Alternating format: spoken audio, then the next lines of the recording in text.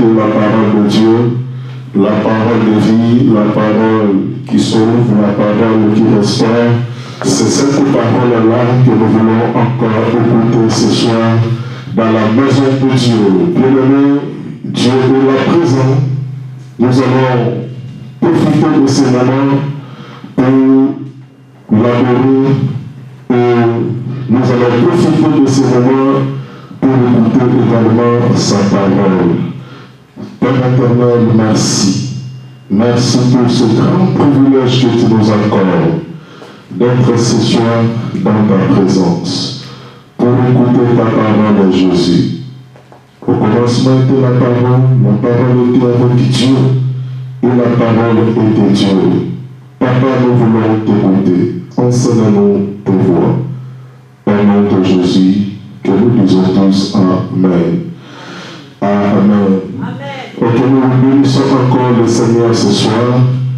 Dieu nous fait grâce de commencer le mois de la Pentecôte, un mois nouveau, avec un nouvel enseignement sur la personne et l'œuvre du Saint-Esprit. Notre thème s'intitule « Découvrir la personne et l'œuvre du Saint-Esprit ». C'est-à-dire, on ne se limite pas au niveau de la personne du Saint-Esprit, mais nous connaissons que le Saint-Esprit existe. Nous connaissons que le Saint-Esprit, c'est une personne réelle. Mais dans ce mois de mai, qui est le mois de la Pentecôte, nous allons traiter ce sujet qui s'intitule « Découvrir la personne du Saint-Esprit et son œuvre ». Découvrir l'œuvre et la personne du Saint-Esprit. C'est notre thème que nous allons traiter tout au long de ce mois de mai, parce que c'est le mois de la Pentecôte. Et nous commençons déjà dès à présent à parler sur découvrir l'œuvre et la personne du Saint-Esprit. Bien-aimé, et je commence déjà avec l'introduction de ce message qui nous prendra un mois. Et je vous rassure que même au bout d'un mois, on ne va pas finir ce message, mais après on va faire une pause pour revenir un peu plus tard. Donc profitons de tous ces mois pour être enrichis convenablement si la personne du Saint-Esprit. Pourquoi découvrir? Parce que beaucoup de gens savent que le Saint-Esprit existe, savent que le Saint-Esprit est là, savent que le Saint-Esprit agit. Mais la remarque qu'on a fait, l'étude qu'on a fait plutôt, nous montre clairement que beaucoup parmi nous n'ont pas encore eu l'opportunité, n'ont pas encore eu cette grâce de découvrir réellement la personne du Saint-Esprit dans leur vie. Et nous, pendant ce mois de la Pentecôte, nous voulons vraiment arriver au point de découvrir la personne du Saint-Esprit. Donc, en quelque sorte, nous voulons que jusqu'à la fin de ce mois de la Pentecôte, que chacun de nous fasse cette expérience. Oh, nouvelle avec le Saint-Esprit. Nous voulons finir ce mois avec un témoignage, avec, un signe, avec un miracle de la part du Saint-Esprit que nous allons découvrir tout au long de ce mois. Et je vais prendre l'introduction, à l'introduction de ce message qui est le premier point. Je dis, il y a trois vérités qui différencient le christianisme de toutes les autres religions. Il n'y a que trois vérités qui nous différencient, qui différencient le christianisme et toutes les autres religions. La première de ces différences, c'est d'abord la croix. La croix, c'est là où tout a été traité. c'est là où tout a été fait. La croix était en quelque sorte une maternité qui a engendré le christianisme, qui a engendré cette vie que nous menons. Parce que plus loin, je vous dirai que le christianisme n'est pas seulement une religion. Mais le christianisme, je vous dirai plus tard que c'est une relation avec le Dieu vivant à travers le Saint-Esprit. Donc, lorsque nous parlons du christianisme, cela est loin d'être une religion. Le christianisme, par contre, c'est une religion. Le christianisme, par contre, c'est une relation avec le Dieu vivant à travers le Saint-Esprit. Donc, le christianisme signifie que nous vivons, signifie que nous menons avec Dieu, mais par l'entremise du Saint-Esprit qui habite en nous. Donc, il y a trois choses qui différencient le christianisme qui est unifié des autres religions. D'abord, c'est la croix. Notre maternité, c'était la croix. Si la croix échouait, si Jésus perdait la bataille sur la croix, on ne parlerait plus de cette vie, on ne parlerait plus de lui, on ne parlerait plus du christianisme. Première chose qui nous différencie. Deuxième chose, c'est maintenant le Saint-Esprit. C'est le Saint-Esprit qui fait cette différence entre nous les chrétiens, entre cette vie appelée christianisme et les gens de la religion. Et troisième et dernière vérité qui nous différencie, c'est le royaume surnaturel. C'est le royaume surnaturel. Nous croyons à un royaume surnaturel qui existe. Et dans ce royaume, bien aimé, il y a les anges. Dans ce royaume, il y a Dieu direct, accompagné de ces anges qui marchent avec nous. Nous ne les voyons pas. Il reste des créatures invisibles, mais qui nous accompagnent. Donc, ça dit qu'il nous accompagne spirituellement. Et nous, la foi nous fait pénétrer dans ce monde spirituel. Et on peut parler avec Dieu. On a la confiance. C'est comme si on parle avec quelqu'un qui est à côté de nous. Parce que c'est un monde spirituel. Bien aimé, et dans ce monde, il y a un Dieu vivant qui vit. Donc, c'est quoi tout ce que nous voulons développer dans l'introduction de notre message? Bien aimé, je ne peux pas commencer à vous parler du Saint-Esprit sans le définir. Mais je vais définir le Saint-Esprit dans un volet, d'abord, là où il n'est pas, là où il ne se situe pas, mais les gens le situent là-bas. Les gens le classent là-bas. Et après, nous allons prendre le deuxième volet, là où le Saint-Esprit se situe, là où le Saint-Esprit est réellement. Donc, dans le premier volet, je vais parler sur ce que le Saint-Esprit n'est pas. Ce que le Saint-Esprit n'est pas. Premièrement, le Saint-Esprit n'est pas une force. Le verset de Actes chapitre 1er, le verset 8. La Bible dit vous recevez une force. C'est-à-dire vous recevez une puissance. Le Saint-Esprit descendra sur vous. Et vous serez mes témoins en Jérusalem, en Judée, dans la Samarie et aux extrémités de la terre. Nous sommes dans Actes chapitre 1er, le verset 8. Vous allez recevoir une puissance lorsque le Saint-Esprit descendra sur vous. Actes 1, 8. Et les gens pensent toujours que lorsque nous parlons du Saint-Esprit, il fait allusion à une force. Il fait allusion à une puissance. Le Saint-Esprit n'est pas une force. Le Saint-Esprit n'est pas une puissance. Par contre, c'est un esprit qui a de la puissance. C'est un esprit qui exerce de la force. Mais il n'est pas une force. Il n'est pas une puissance. Ça, c'est la première des choses.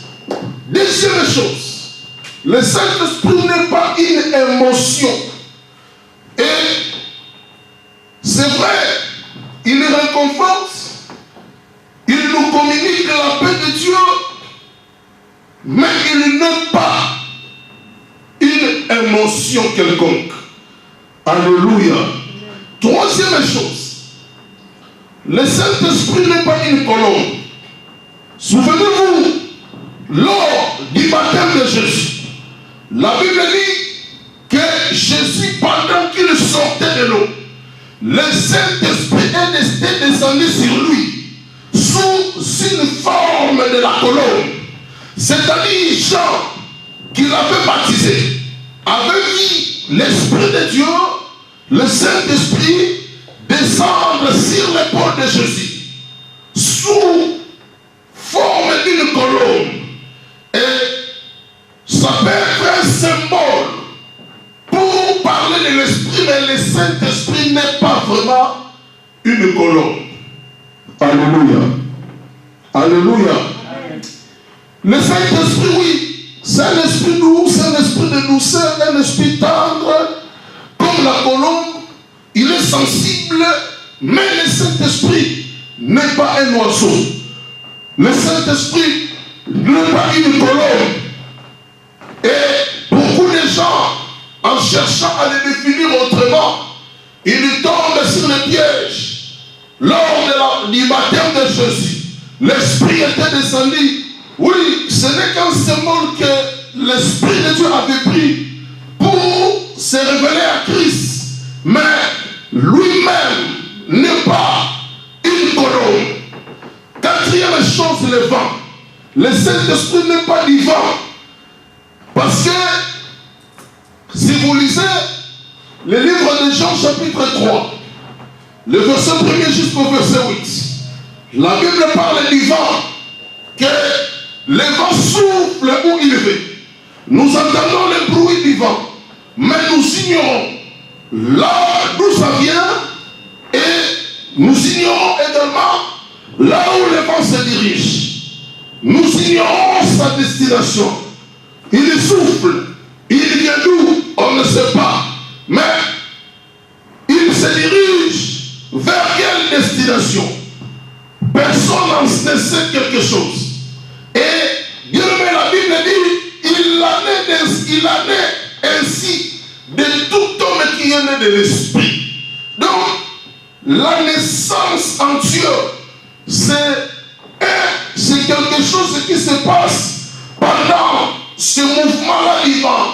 Donc, pendant ce mouvement-là provoqué par le vent qui amène l'homme à la nouvelle naissance. Et le vent en question, que l'apôtre parle dans Jean chapitre 3, le verset 1 à 8, c'est pour faire allusion au Saint-Esprit qui est le symbole du vent. Ne confondez pas le réel, la réalité et le symbole. Le symbole, ça peut être quelque chose pour identifier une autre chose. Mais le symbole n'est pas la vraie personne. On peut mettre les statues ici d'un roi. On peut mettre les statues ici d'un président de la République. Mais ce n'est qu'un statut, mais ce n'est pas vraiment lui en fait. Lui, il est peut-être dans sa résidence, il dort. Peut-être il tient aussi une réunion, mais il y a son statut là qui le représente. La représentation et la personne sont des choses différentes. Et le Saint-Esprit n'est pas du vent. Oui, il se déplace comme du vent. Il se mouve comme du vent. Mais le Saint-Esprit n'est pas du vent. Cinquième chose, c'est que le Saint-Esprit n'est pas. Le Saint-Esprit n'est pas non plus le feu. Bien aimé dans le Seigneur, on parle sur l'effet du Saint-Esprit. L'effet du Saint-Esprit. Mais le Saint-Esprit dégage du feu. Le Saint-Esprit crache du feu. Le Saint-Esprit, c'est un esprit de feu. Un esprit de puissance. Un esprit de d'autorité, un esprit de supériorité, un esprit de domination, mais il n'est pas, oh, le fait, il a le fait, oh, il nous brille, il a la chaleur, mais il n'est pas la chaleur, il n'est pas le feu. Amen. Le Saint-Esprit n'est pas dans le feu. Oh, le Saint-Esprit n'est pas une colombe. Il y a bien d'exemples qu'on peut citer, mais ça ne sera pas le Saint-Esprit. Mais, toujours à l'introduction, qui est réellement le Saint-Esprit? Qui est réellement le Saint-Esprit? Parce que on a souvent des illusions, on a souvent des perceptions sans objet. On croit que c'est lui, mais au contraire, ce n'est pas lui. Mais qui est réellement le Saint-Esprit? Bien aimé, aujourd'hui nous allons finir là pour que le dimanche prochain on commence à détailler vraiment les choses. Si découvrir la personne et l'œuvre du Saint-Esprit. Qui est réellement le Saint-Esprit? Le Saint-Esprit, ce que vous devez retenir, le Saint-Esprit est Seigneur. D'abord, le Saint-Esprit est Seigneur. Nous allons lire pour la compréhension de tous 2 Corinthiens chapitre 3, le verset 17. Ici, je commence à lire 2 Corinthiens 3, 17. Parce que je veux vraiment que nous puissions sortir avec la meilleure compréhension autour de la personne du Saint-Esprit. Parce qu'il s'agit de découvrir la personne du Saint-Esprit au son œuvre. 2 Corinthiens chapitre 3, le verset 17. Que dit la Bible? La Bible dit, 2 Corinthiens 3, 17. La Bible dit, oh, le Seigneur c'est l'Esprit. Oh, le Seigneur c'est l'Esprit. Et là où est l'Esprit du Seigneur, là est la liberté. L'apôtre Paul dit, oh, le Seigneur, il parle du Seigneur, c'est-à-dire du Seigneur. Donc ça dit Seigneur, ça dit Jésus-Christ. L'apôtre Paul dit, oh, le Seigneur, c'est l'Esprit. Comment on peut comprendre cela? L'apôtre Paul dit que le Seigneur, c'est l'Esprit. Donc, en d'autres termes, l'Esprit, c'est aussi le Seigneur. Amen. Il dit, oh, le Seigneur, c'est l'Esprit. Le Seigneur, donc Jésus-Christ, c'est l'Esprit, c'est le Saint-Esprit. Donc ça dit le Saint-Esprit, c'est Christ. Le Saint-Esprit, c'est aussi le Seigneur. Parce que le Seigneur, c'est lui l'Esprit. Oh, le Seigneur, c'est l'Esprit. Bien aimé, le Seigneur, c'est lui l'Esprit. Donc l'Esprit, c'est le Seigneur. Le Seigneur, c'est l'Esprit. L'Esprit, c'est le Seigneur. C'est comme on dit, oh, on dit, Marie, c'est Claude. C'est-à-dire, en quelque sorte, Claude aussi, c'est Marie. Parce que Marie, c'est Claude. Claude aussi, c'est Marie. Amen. C'est comme on dit, Paul, c'est Madikita. Donc Madikita, c'est aussi Paul. Donc Madikita et Paul, c'est la même personne. Il n'y a pas un Paul à part, Madikita à part. Et bien aimé, le Seigneur, c'est l'Esprit. Dit l'apôtre Paul. Donc, le Saint-Esprit, c'est que nous devons comprendre d'abord. Le Saint-Esprit, c'est le Seigneur. Amen. Le Saint-Esprit, c'est le Seigneur. Le terme grec est kurios, qui veut dire propriétaire. C'est-à-dire le Saint-Esprit, c'est lui le Seigneur. Le Saint-Esprit, c'est lui le propriétaire. Et le propriétaire des âmes, le propriétaire de l'humanité, le propriétaire du monde, c'est lui le Saint-Esprit. Et bien aimé dans le Seigneur, oh, plus tard, nous allons revenir sur ces attributs. Nous allons revenir sur ces noms et titres dans la Bible. Les noms et titres du Saint-Esprit, ces attributs. Mais bien aimé, le Saint-Esprit, c'est le Seigneur. Amen. Et bien aimé, lorsque nous parlons du Seigneur, c'est un attribut qui revient à une personne qui est divine. On ne peut pas être Seigneur dans le contexte de 2 Corinthiens 3, 17 si tu n'as pas une nature divine. Donc, je ne peux même pas dire que le Saint-Esprit c'est Dieu Mais le fait déjà qu'il est Seigneur, c'est-à-dire qu'il est Dieu. Amen.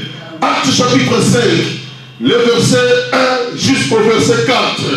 Dans Acte chapitre 5, le verset 1er jusqu'au verset 4, il s'agit d'un meurtre à l'église causé par le Saint-Esprit.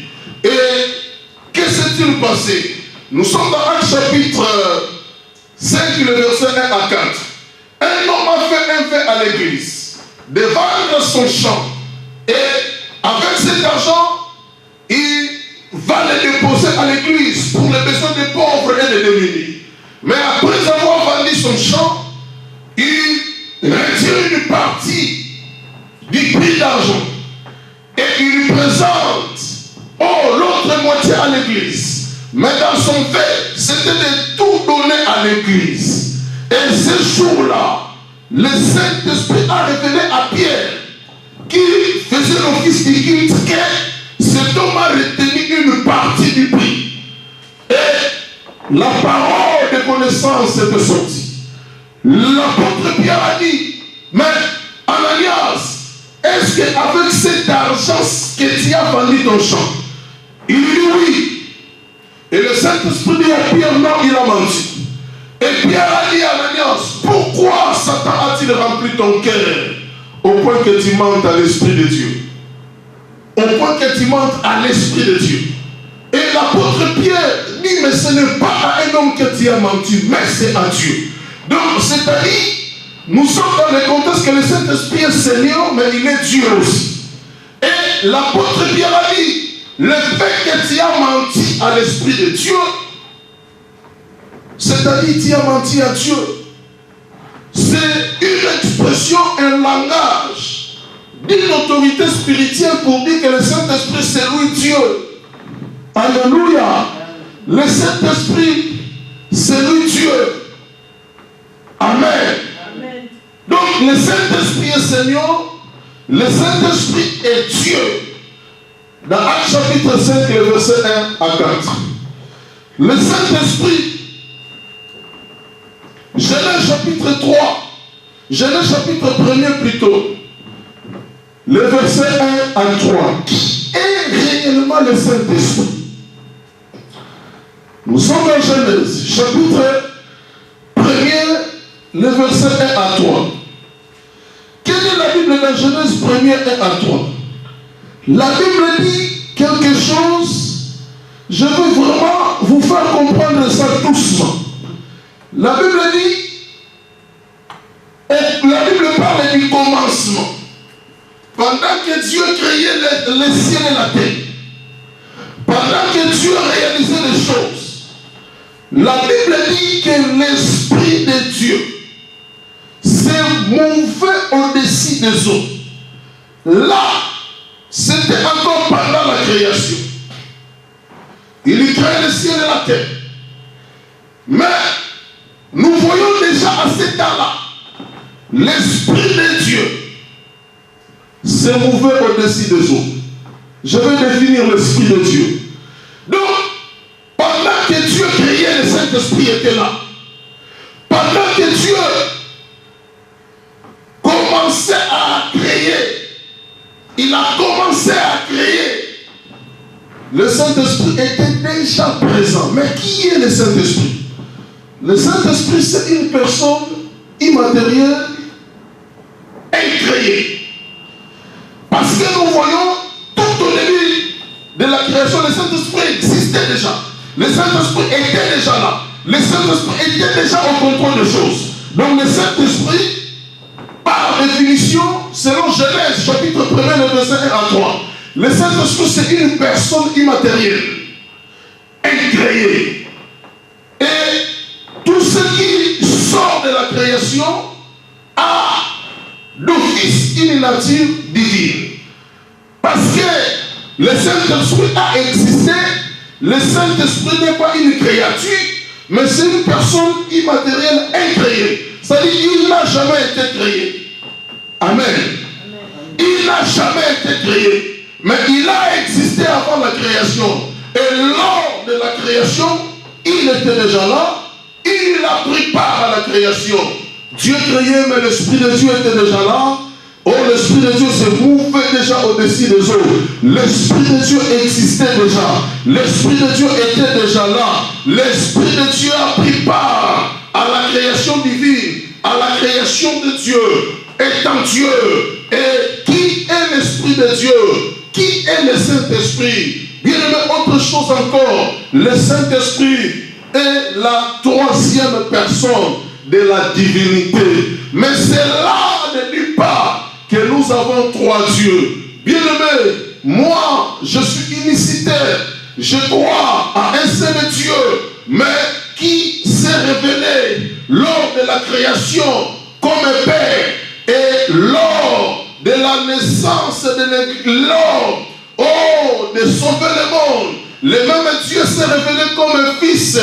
Il est venu, il a pris la place de l'homme sur la croix du Calvaire. Ce même Dieu, il s'est révélé comme un Fils pour sauver l'humanité. Et lors de la naissance de l'Église, ce même Dieu a pris une casquette de l'Esprit, du Saint-Esprit. Et les trois ne font pas trois personnes. Les trois font une seule personne. Les trois forment une seule personne. Les trois sont un. Les trois sont indivisibles. Les trois sont identiques. Les trois sont uniques. Ils sont égaux. Personne, bien-aimé dans le Seigneur, personne ne peut dire qu'il compose trois personnes. Non, il compose deux personnes seulement. Bien-aimé dans le Seigneur, il y a la croix, il y a Jésus-Christ qui est la deuxième personne de la divinité. Et le Père est la première personne de la divinité. Et bien-aimé dans le Seigneur, lorsque nous définissons le Saint-Esprit, lorsque nous cherchons à comprendre qui est le Saint-Esprit, c'est-à-dire le Saint-Esprit est la troisième personne, de la divinité. Bien-aimé dans le Seigneur, le Saint-Esprit est Dieu. Le Saint-Esprit a toutes les capacités divines. Le Saint-Esprit a toutes. Bien-aimé, la puissance divine, il est Dieu 100%. Le Saint-Esprit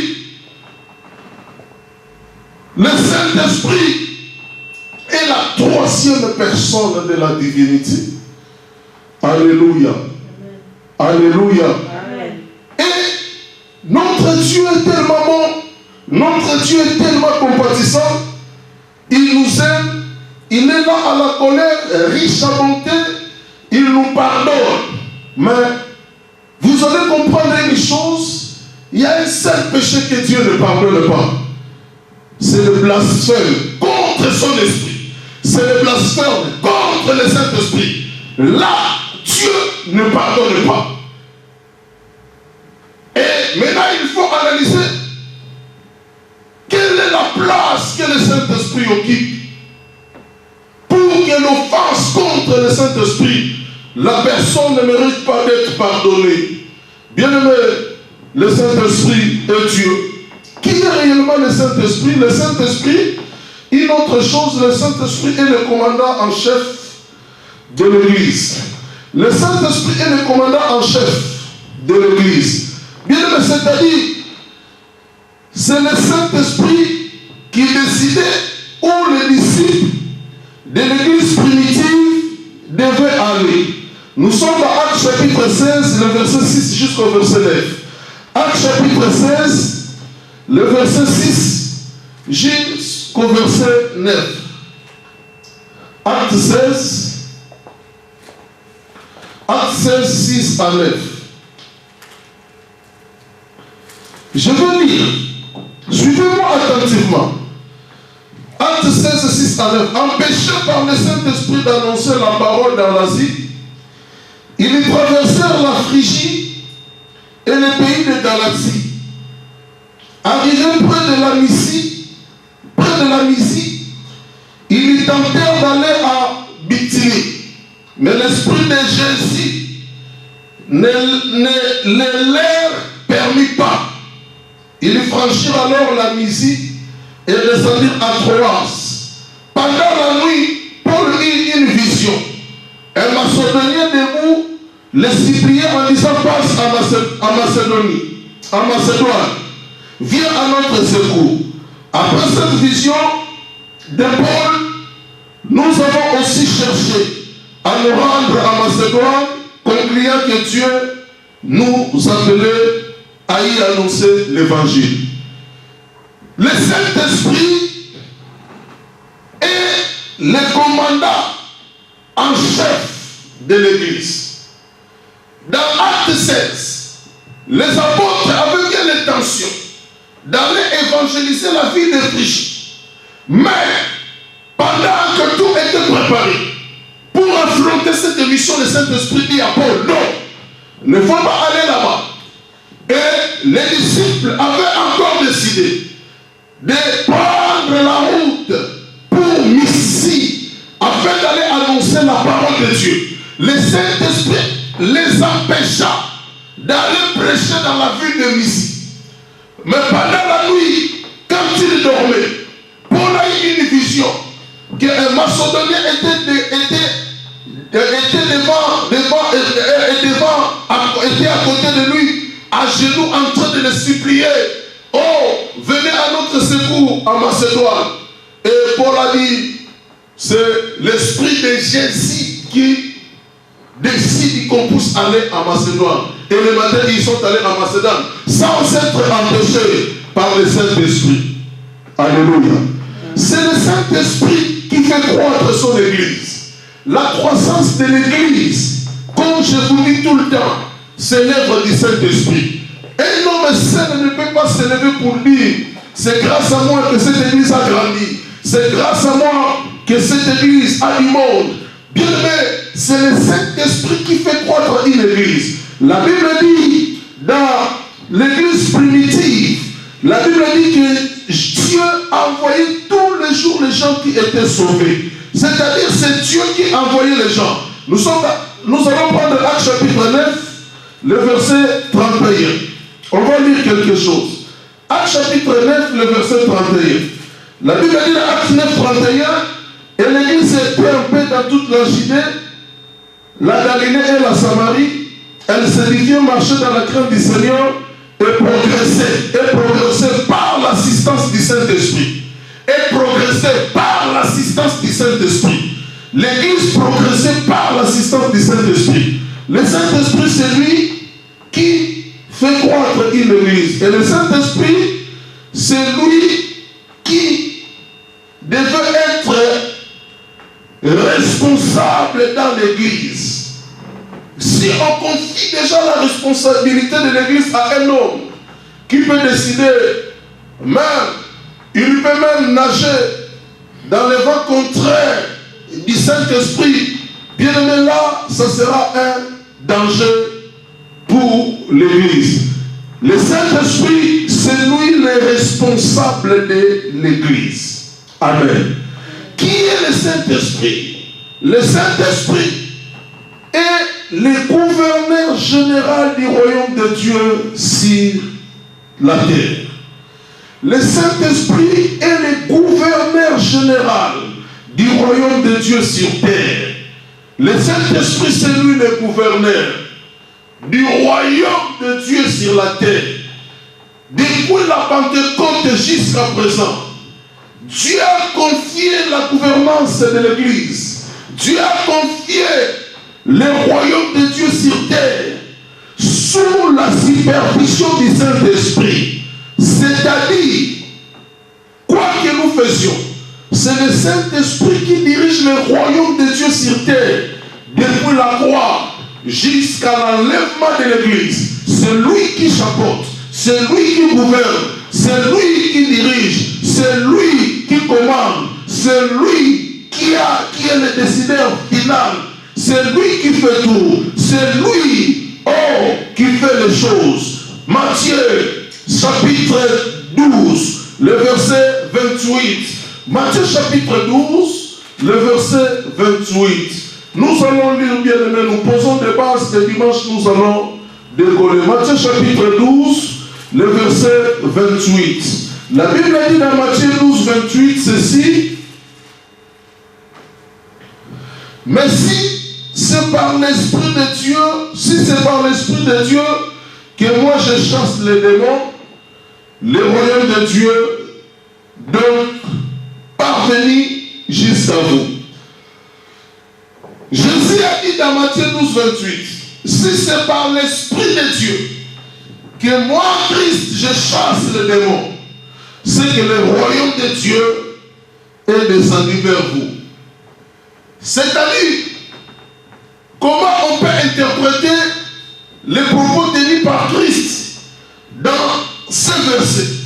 Jésus chassait l'esprit, Jésus chassait les mauvais esprits par l'Esprit de Dieu. Il utilisait l'Esprit de Dieu pour chasser les mauvais esprits. Et le fait qu'il faisait cela, il dit c'est que le royaume des cieux est descendu vers vous. Donc ça dit, le royaume de Dieu sur terre est géré et contrôlé et supervisé et dirigé par le Saint-Esprit. Et dans Luc chapitre 4, le verset 18, il dit, Luc 4, 18, Christ dit, l'Esprit de Dieu est sur moi. Il m'a oint pour annoncer la bonne nouvelle aux pauvres et pour proclamer une année de grâce du Seigneur. Donc ça dit, l'Esprit de Dieu en Christ. Oh, l'Esprit de Dieu avait oint Christ. Oh, il a donné à Christ le pouvoir de prêcher, d'opérer des miracles, de délivrer les gens et d'annoncer une année de grâce. L'Esprit de Dieu, oh, bien-aimé dans le Seigneur, c'est lui, le gouverneur du royaume de Dieu sur terre. Amen. Amen. Bien-aimé, oh, qui est réellement le Saint-Esprit? Le Saint-Esprit, bien-aimé, le Saint-Esprit, bref, le Saint-Esprit, c'est une personne divine. Le Saint-Esprit, c'est une personne